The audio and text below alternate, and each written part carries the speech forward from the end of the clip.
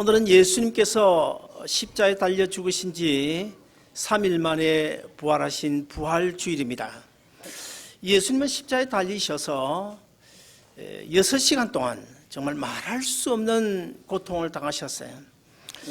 예수님은 하나님의 아들이십니다. 하나님의 아들이신 예수님에게는 전혀 가당치 않은 그런 사망이라는 음부에 처해지셨습니다. 그래서 저와 여러분이 받아야 될 심판과 저주를 우리 주님께서 한 몸에 받으셨기 때문에 우리는 더 이상 심판 없습니다. 저주도 없습니다.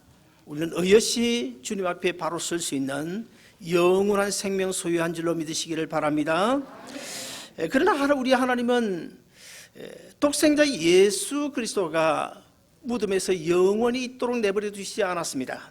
사망의 권세를 깨뜨리시고 우리 주님은 다시 살려 부활의 첫 열매가 되게 하셨습니다. 우리가 나무를 심었을 때 첫 열매가 열리지 않으면 그 나무는 나중에 열매가 안 열릴 수도 있겠지만은 처음 한번 열매가 열리게 되면 그 다음에는 열매가 계속 맺어지는 것이 보장이 되지 않습니까? 이와 같이 예수님께서 죽으셨다가 살아나심으로 부활의 첫 열매 되셨기 때문에 나중에 예수 그리스도를 나의 구주로 믿는 우리 모두 다 반드시 부활할 줄로 믿으시기를 바랍니다. 오늘 본문에 보시면 주님은 부활의 아침, 바로 오늘입니다. 주일 아침 오늘은 사실 V-Day, 승리의 날이라고 말할 수 있겠죠. 자, 이런 이 부활의 아침에 두 제자들을 만나서 같이 엠마오로 걸어가고 계십니다.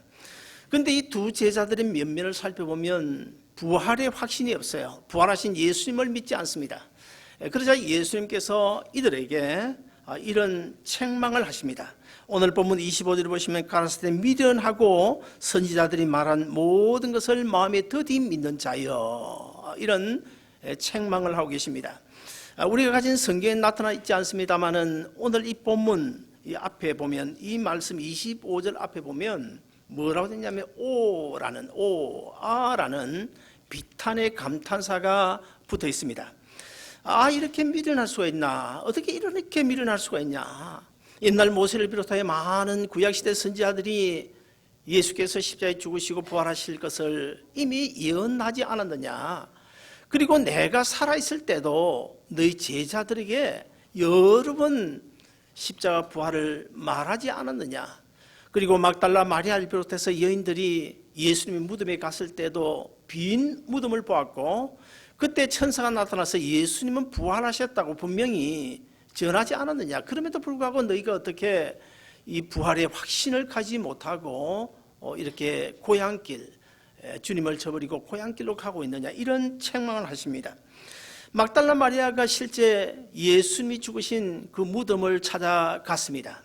그런데 빈 무덤이었습니다. 천사들이 예수 그리스도는 이미 살아나셨다고, 그 소식을 들은 막달라 마리아와 여자들이 모여있는 예수님의 제자들이 와서 그 말씀을 전했습니다. 그러나 그들 제자들 또한 예수님의 부활을 믿지 않았습니다. 나중에 예수님께서 제자들이 모인 곳에 두 번째 찾아가셔서 예수님의 부활을 믿지 못하는 12 제자 중에 특별히 이 도마에게 이런 책망을 하시지 않습니까? 도마야, 내 손을 이리 내어 내가 못 박힌 그 못자국을 한번 만져봐라. 내가 창에 찔린 그 창자국, 내 허리에 손을 한번 넣어보라. 그리고는 이제부터 믿는 자가 되고 믿지 못하는 자가 되어서는 안 될 것이다. 이런 책망을 하셨습니다. 그럼에도 불구하고 예수님의 제자들은 사실 그때 그 시간 이후로도 또 고향 갈릴리 바다로 가든지 여기저기 흩어져가는 그런 좋지 못한 모습, 아름답지 못한 제자들의 모습을 우리에게 보여주고 있습니다. 그리고 온 예루살렘 거리에는 예루살렘 거리에 사는 많은 사람들이 예수님을 로마 제국에서 구원해 줄 그런 메시아로 생각했는데 예수님께서 허무하게 십자가에 죽으시니까 그 예루살렘 사람들이 뭐 전전긍긍하고 어떻게 우리나라를 구원해 주지 않고 저렇게 허무하고 죽어가는가. 그래서 허무하게 죽고만 예수님을 조롱이라도 하듯이 비웃으면서 소문만 무성하고 있었습니다. 오늘 본문에 보시면 두 제자가 등장합니다. 12제자 외에도 아마 예수님 당시에 많은 제자들이 있었습니다. 그런데 우리가 꼭 구분해서 이 제자를 설명해 드리면 12제자, 베드로를 비롯한 12제자는 아마도 1급 제자라고 말할 수가 있고, 그 외에 오늘 이 본문에 등장하는 이 두 제자 같은 경우에는 아마 2급 제자 정도 되지 않았을까. 그리고 예수님을 따르는 모든 사람, 오늘 이 자리에 있는 우리 또한 예수님의 제자들입니다. 아무튼 간에 오늘 본문에 등장한 이 두 제자는 12제자는 아니지만은 이들이 예수님의 제자였는데, 예수님께서 십자가에 험하게 죽으시자 그만 고향 엠마오로 지금 가고 있는 그런 과정 속에서 우리 주님께서 그들과 함께 걸어가고 계시는 모습이 나옵니다. 그럼에도 불구하고 이 제자들이 같이 걸어가고 있는 그 사람 속에서 예수님을 알아보지를 못했습니다. 예수님을 깨닫지 못했습니다. 어떤 미국 선교사가 우리 한국 교회에 와서, 오늘 제가 주보에 칼럼에도 썼습니다마는, 어떤 교회를 방문하고 나와서 한국 교회는 십자가만 있고 부활은 없다, 이런 의미심장한 말을 했습니다. 사실 오늘 본문에 등장한 두 제자의 모습을 보면 어쩌면 이 부활에 대한 확신도 없이 십자가에 머물러 있는 그런 오늘 이 시대 한국 교인들의 모습을 보여주는 것이 아닐까, 그런 생각을 해봅니다. 사랑하는 여러분, 우리는 십자가에 결코 머물러 있어서는 안 될 것입니다. 십자가에서 부활하신 주님에게까지 나아갈 수 있는 부활의 확신을 가진 우리 성도들이 되어야 될 것입니다. 조금 전에 우리가 부른 찬송, 원수를 다 이기고 무덤에서 살아나셨네, 사셨네, 예수 다시 사셨네, 이 찬송 가사처럼 사랑하는 여러분 진정 부활의 확신을 가지고 계십니까? 주님께서 살아나셨다는, 부활하셨다는 사실이 정말로 믿어지시나요? 그리고 나중에 언젠지는 모르지만은 주님께서 재림하실 때 나도 부활할 것을 분명히 우리가 믿고 있다면 우리가 주님 앞에서 이 시간 아멘으로 고백하십시다.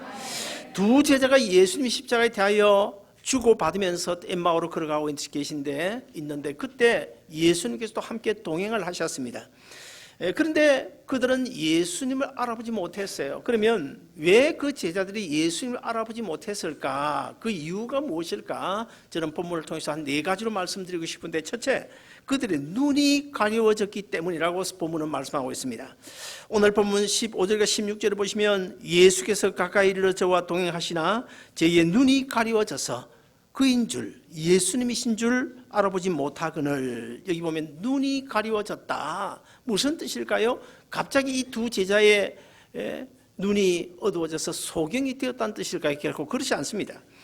사람에게는 두 종류의 눈이 있습니다. 세상 만물을 볼 수 있는 육신적인 눈이 있고, 또 다른 하나의 눈이 있는데 그것은 육의 세계가 아니고 영적인 세계를 바라볼 수 있는, 영이신 예수 그리스도를 알아볼 수 있는, 하늘나라를 볼 수 있는 그런 영안이 있는데, 오늘 본문에서 이 두 제자는 육신의 눈만 밝았지 영안이 어두워서 부활하신 예수님을 알아보지 못했던 것입니다.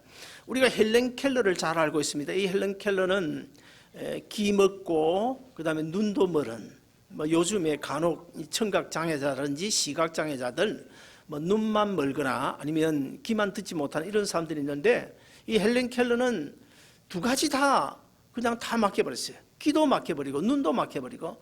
참, 그러니 사람 사는 것이 얼마나 괴롭고 답답하고 힘들겠어요. 그러나 그가 영의 눈이 밝아져 가지고 부활하신 예수님을 만났습니다. 부활하신 예수님을 만나고 나니까 부활의 능력이 그의 삶 속에 나타나기 시작해 가지고 아무것도 보이지 않는데, 아무것도 들리지 않는데 영의 눈이 밝으니까, 영의 귀가 밝으니까 하늘나라를 보고 주님께서 지금도 여전히 나와 함께 계시는 그 주님을 보기 때문에 그는 부활의 능력, 힘을 얻어 능력을 얻어 죽을 때까지 오직 주님 사랑하고 어떤 두려움도 느끼지 아니하고 웃으면서 행복하게 주님 잘 섬겨 살아가게 된 것입니다. 우리가 노란색 선글라스를 끼게 되면 온통 세상이 노랗게 보이지 않습니까? 그리고 파란색 선글라스를 끼면 뭐 이것도 저것도 전부 다 파랗게 보입니다. 만약의 경우 이 물질이라고 하는 선글라스를 끼고 있다면 뭐 온통 이것저것 돈만 보이겠죠. 이것도 돈이 될까 저것도 돈이 될까 돈으로 보일 것입니다. 그래서 우리가 이 세상을 살아가는 동안에 사실은 권력에 선글라스를 끼고 사는 사람 많고요. 물질이라는 선글라스를 끼고 사는 사람 많은데요. 만약의 경우에 이 물질이라는 선글라스를 끼고 사람들의 경우를 보면 뭐 언제나 눈만 뜨고 나면 돈 하면서 살다가 결국에는 참 어려움을 당하고 인생이 망가지는 것을 우리가 볼 수가 있습니다. 우리가 예수 믿는 성도들임에도 불구하고 나와 함께 동행하시는 임마누엘 하나님을 경험하지 못한다. 우리 주님께서 부활하신 뒤에 유언을 남기셨지 않습니까? 사도행전 1장에도 있고 마태복음 28장에도 있는데요. 마태복음 28장에 보시면 예수께서 뭐라고 그랬습니까? 내가 항상 너희와 함께 있을 것이다. 분명히 그렇게 말씀하셨습니다. 그러면 내 눈에 보이지 않더라도 영의 눈이 밝고 영의 귀가 밝아져서 예수님이 나와 함께 계신다는 사실을 믿고 임마누엘 하나님을 믿고 나를 언제나 도우실 준비가 되어 있는 에벤에셀 하나님을 우리가 믿으면서 살면 얼마든지 이 힘들고 어려운 세상이라도 이길 수가 있는데요. 영의 눈이 어두우니까, 영의 귀가 어두우니까, 주님을 보지 못하니까 그만 별것 아닌 일도 낙심하고 좌절하고 절망에 빠지게 되는 것입니다. 사랑하는 여러분, 우리 모두 영안이 밝아져서 영의 귀가 밝아져서 부활하신 주님을 만나고 그 부활하신 주님을 통해서 부활의 능력을 힘입어 남은 인생길 믿음 가운데 승리하는 여러분 되시기를 주의 이름으로 축원드립니다. 둘째로, 유대인들은 잘못된 구원관 때문에, 그리고 오늘 본문에 등장한 이 두 제자도 잘못된 구원관 때문에 예수님을 알아보지 못했습니다. 이 구원 교리는 참 중요합니다. 그래서 우리 교회가 다른 것은 몰라도 이 구원 교리는 제대로 배워야 되겠다. 그래서 구원의 징검다리를 1년에 한 번 정도 계속 지금 하고 있습니다만은 구원 교리는 참 중요합니다. 어떤 구원관을 가지냐에 따라서 내 인생이 실패하기도 성공하기도 하고 내 인생이 망하기도 하고 살기도 할 수 있는 것입니다. 제가 어릴 때, 그러니까 참 오래된 이야기입니다. 제가 뭐 한 몇 살인지 정확하게 모르겠어요. 한 4살, 5살 정도 됐나요? 그때 가을이 됐는데 제 아버지는 어장을 한다고 저 멀리 어장마에 가서 계시고, 제 할아버지가 시골에서 농사를 짓고 있는데 가을이 돼서 이 고구마를 수확하게 됐습니다. 할아버지는 이 수확한 고구마 중에서 좋은 것만 골라 가지고 집섬을 만들어서 땅에다 파고 묻는 거예요. 그 당시는 6.25 지난 지 얼마 되지 않았기 때문에 사실 먹을 것이 없어서 얼마나 어려웠습니까? 그래서 뭐 사실은 쑥을 뜯어다가 먹기도 하고 뭐 보리 개떡도 쪄 먹기도 하고, 제가 어릴 때 기억납니다마는 우리 할머니가요 참 너무 힘들고 가난하니까 보리 개떡을 찌기 위해서 이 보리 가루를 채에다 이게 받쳐서 걸어내고 있는데, 거기 보면 이게 뭐 벌레가, 좀이라든지 이 벌레가 그냥 수두룩해요. 그런데 그 개떡을 이제 가지고는 얼마나 끄끄러운지 몰라요. 요즘 같으면 참 몸이 좋을 것 같은데, 근데 그 개떡을 찔 때 어떻게 하시는지 아십니까? 우리 할머니는요, 거기다가 다 십자가를 그립니다. 십자가를 딱 그리고는 개떡을 쪄요. 그리고는 그거 먹으면 얼마나 맛있는지 몰라요. 근데 그 어려운 시기에 이 할아버지는 이제 집섬에다가 좋은 고구마를 골라서 묻어놓고는 그 고구마를 꺼내 삶아 먹을 줄은 모릅니다. 이듬해 봄날 아침에 이 고구마를 이 할아버지가 꺼내더니 이 밭으로 가지고 나갑니다. 그래서 내가 어린 나이에 지금 어렴풋이 기억이 나는데, 배가 고프니까 할아버지 고구마 삶아줘. 그럼에도 불구하고 할아버지는 그 고구마 삶아주지 아니하고 밭에 나가서 땅 속에다 묻는 거예요. 그때 내가 울면서 할아버지 바보, 고구마를 삶아 먹지 않고 땅에다 묻는 할아버지 바보, 그러면서 제가 울었던 기억이 납니다. 그런데 왜 할아버지가 그걸 고구마를 삶아 먹지 않고 땅에다 묻었나요? 바로 십자가와 부활의 진리에 순응하기 위해서였습니다. 무슨 말인가 하면 고구마를 하나 땅에다 심으면 하나만 건져 올리는 것이 아니라 나중에 가을이 되면 그 줄기에 5개, 7, 8, 10개, 20개씩 주렁주렁 달려 올려오지 않습니까?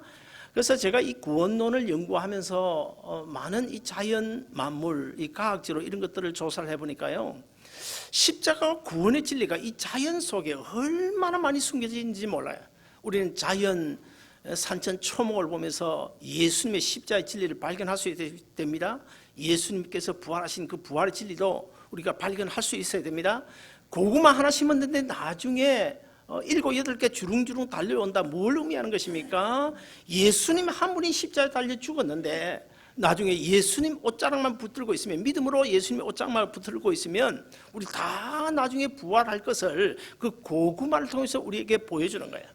그런데 이 할아버지는 이 고구마를 땅에 심는 뜻이 이유가 있었지 않습니까? 그런데 저는 그 고구마를 심는 그 할아버지의 뜻을 몰랐거든요.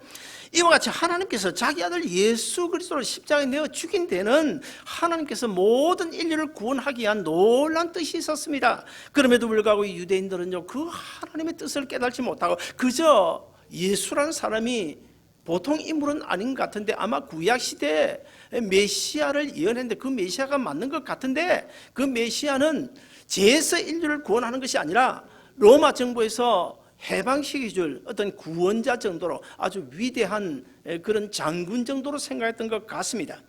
그런데 예수님께서 갑자기 허무하게 십자가에 죽어버리고 나니까 예루살렘이 지금 온통 웅성웅성하면서 막 실망이 젖어가지고 헤매고 있는 그런 모습이 연출되었던 것 같습니다. 오늘 본문 21절에 보시면 우리는 이 사람이 이스라엘을 구속할 자라고 바랐노라. 그들은 애굽에서 종살이하던 이스라엘 백성들을 모세를 통하여 구원해 준 것처럼 아마 모세 같은 지도자가 바로 이 예수가 아닐까. 그래서 이번 예수가 로마 정부에서 우리 민족을 해방시켜 주실 것이다, 이런 잘못된 구원관을 가지고 있었기 때문에 그들은 실망할 수밖에 없었던 것입니다. 사랑하는 여러분, 여러분도 이런 착각 속에 예수를 믿지 않는지 한번 점검해 봐야 될 것입니다. 나를 부자 만들어 주실 수 있는 주님, 내 건강을 지켜주실 수 있는 주님, 아니면 예수님을 내 몸속에 지닌 부적점으로, 아니면 나를 보아주시고 인도해 가실 수호 천사점으로 생각하는 분이 계실지 모르는데, 우리는 바른 신앙관, 바른 구원관을 가져야 됩니다. 물론 예수 믿으면 우리가 복을 받습니다. 성경도 분명히 그렇게 말씀하고 있어요. 내 영혼이 잘된 같이 범사가 잘되고 강건해지리라, 그렇게 약속하셨습니다. 제가 어릴 때부터 교회 뒹굴면서 자라면서 많은 그 옛날 어른들 보면요, 정말 예수 잘 믿는 사람들은 그들이 영혼도 구원 얻었지만은 결국 그들의 삶도 잘되고 그들의 자녀도 잘되는 것을 제 눈으로 보았기 때문에 저는 이 부분에 대해서는 당당하게 큰 소리치며 말할 수가 있습니다. 사랑하는 여러분, 우리가 예수 잘 믿으면 내 영혼이 구원 얻을 뿐만 아니라 건강도 하나님께서 책임져 주십니다. 자녀의 앞길도 형통해 주시게 됩니다. 그러나 중요한 것은 그런 것을 먼저 구하기 전에 우리는 내 영혼이 구원 얻는 영원한 생명 주시는 분이 바로 십자가에 죽으시고 부활하신 주님이심을 믿으시기를 바랍니다. 셋째로, 이 불신앙 때문에, 믿지 못하는 불신앙 때문에 부활하신 예수님을 그 두 제자는 알아보지를 못했습니다. 우리 오늘 본문 22절, 23절을 같이 한번 읽어보시겠습니다. 시작. 또한 우리 중에 어떤 여자들이 우리로 놀라게 하였으니 이는 그들이 새벽에 무덤에 갔다가 그의 시체는 보지 못하고 와서 그가 살아나셨다 하는 천사들의 나타남을 보았다 함이라. 제자들은 그리스도께서 고난당하시고 부활하실 것을 구약 성경을 통해서 잘 알고 있었습니다. 그리고 예수님께서도 3년 동안 이 제자들을 데리고 다니면서 십자가에 죽고 부활할 것을 직간접적으로 말씀을 해주셨습니다. 특별히 구약의 요나 이야기 같은 거 보면 사실 십자가 부활을 가르치는 아주 중요한 사건 아닙니까? 그리고 또 무덤을 다녀온 그 여인들로부터도 예수님께서 부활하셨다는 소식을 들었습니다. 천사로부터 들었습니다. 빈 무덤을 보았습니다. 그럼에도 불구하고 이 제자들이 예수님이 부활한 사실을 믿지 못했던 거예요. 부활하신 예수님께서 제자들을 찾아갔습니다. 두 번째 찾아갔을 때 그 자리에는 도마도 있었습니다. 그런데 그 제자들 가운데 도마가 예수님이 부활하신 사건을 믿지 못하는 거예요. 믿지 못하는 거예요. 그래서 예수님께서 도마를 충고하지 않았습니까? 믿는 자가 되고 믿 없는 자가 되지 말라. 사랑하는 여러분, 우리 신앙의 길에서 가장 배격해야 될 것이 무엇인지 아십니까? 의심이라는 것입니다.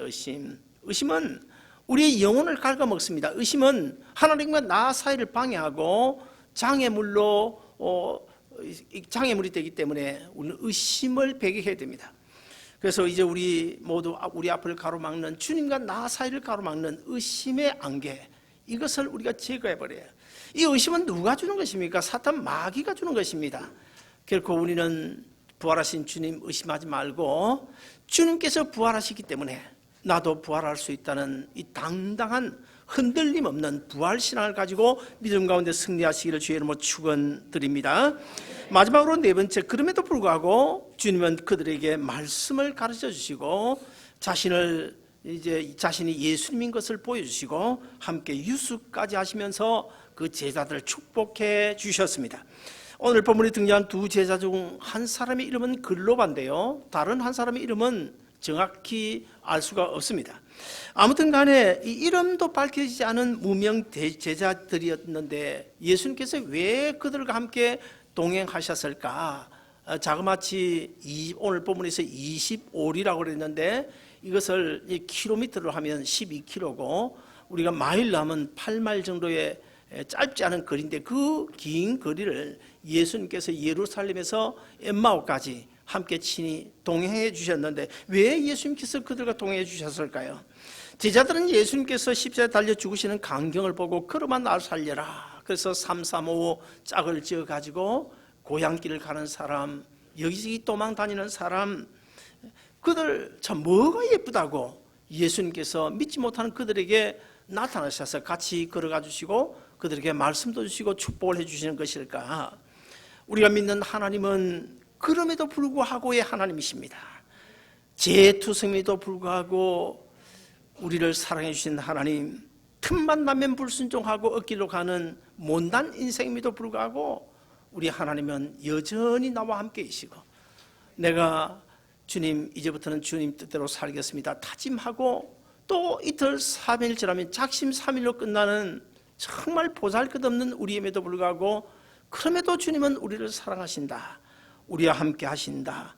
주님은 그런 우리에 대하여 이렇게 말씀하십니다. 요한복음 6장 39절을 보시면 하나님 아버지께서 내게 주신 자 중에 내가 하나도 잃어버리지 아니하고 마지막 날 내가 다 살리라. 우리가 정말 예수 믿고 구원받아 하나님의 자녀가 되면 우리가 때로는 억길로 갈 때가 있고 주의를 범할 수도 있고 11조도 띠먹을 수도 있고, 그렇지만은 그러나 우리 주님은 끝까지 잃어버리지 아니하고 빼앗기지 아니하고 다시 이 세상의 심판주로 재림하실 그때 내가 너를 살려, 그분 예수님이 우리를 살려 우리에게 영원한 생명으로 천국에 가서 영생할 수 있는 놀라운 축복을 주시는 줄로 믿으시기를 바랍니다. 엠마오로 가는 두 제자, 그들은 분명히 잘못된 구원관을 가지고 있었습니다. 불신앙의 사람들이었습니다. 그래서 그들의 눈이 가리워져서 부활하신 예수님을 보지를 못했습니다. 그러나 주님은 그들을 찾아오셨습니다. 그들과 함께 걸어가 주셨습니다. 그들에게 복을 주셨습니다.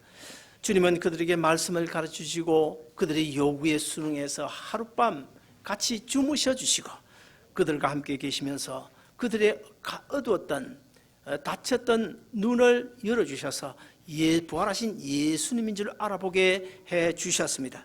사랑하는 여러분, 이제 우리 모두 제자들 같은 불신앙에서 벗어나야 됩니다. 잘못된 구원관 있다고 한다면 거기서도 벗어나야 됩니다. 그래서 영의 눈을 떼야 됩니다. 그래서 부활의 주님을 만날 수 있어야 됩니다. 주 2015년 부활주의를 맞이하면서 사실 이 부활이라고 하는 것은 우리 인생에 있어서 가장 큰 영향력을 미칠 수 있는 능력이 된다는 사실을 알아야 됩니다. 우리가 정말 부활의 능력만 있으면, 정말 우리가 부활의 확신만 있으면 아무리 힘들고 어려운 문제를 만나도 넉넉히 이길 수 있다는 사실을 꼭 기억하고 이 부활신앙, 흔들림 없는 부활신앙 가지고 끝까지 믿음으로 승리한 여러분 되시기를 주님의 이름으로 축원드립니다.